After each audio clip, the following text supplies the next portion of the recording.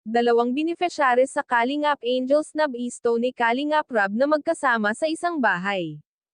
Bago ko ipagpatuloy ang maiksing reaction video na ito, hiling ko lang na patapusin ang panonood nito para malaman ang nilalaman nito, at kung bago ka pa lang sa munting channel na ito, paki-subscribe para lagi kang updated sa video ng mga Kalingap. At pakisuportahan natin ang ama ng Kalingap na si Val Santos Matubang, Ate Edna Vlog at si Kalingap Rob. Isang mapagpalang araw sa inyong lahat mga Kalingap, at shoutout nga pala sa patuloy na sumusuporta sa aking YouTube channel, lalong-lalo na sa mga viewers natin na walang sawang nanonood at sumusuporta. Salamat. Ito nga, naabutan ni Kalingap Rob si Dara na nasa bahay ni Bianzi. Nagulat pa si Kalingap Rob nang makita ang dalawa na magkasama. Tinanong ni Kalingap Rob kung bakit nandito si Dara sa bahay ni Bianzi.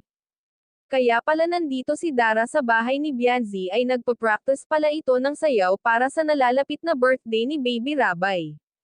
Dapat daw ay marami sila na magpa-practice, kaso hindi nakarating ang ibang Kalingap Angels, kaya silang dalawa na lang ang nag-practice.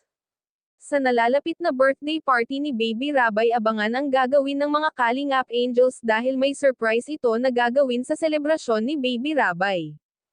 Sabi pa nga ni Kalingap Rob, sana ay makarating lahat ang mga Kalingap Angels sa selebrasyon ni Baby Rabay para masaya ang kanilang pagdiriwang. Sa pag-uusap ni Edo at Bianzi, kahit si Dara ay kinikilig sa mag-love team ng Edo at Bianzi, hindi niya mapigilan ang kilig habang nakatingin sa dalawa. Nahihiya tuloy si Bianzi habang nakatingin sila. Alam naman natin lahat na mahiyain si Edo, pero pag si Bianzi ang kanyang kaharap ay nawawala ang kanyang hiya. Hanggang dito na lang ang update ko mga ka-viewers. Maraming salamat at God bless sa inyong lahat.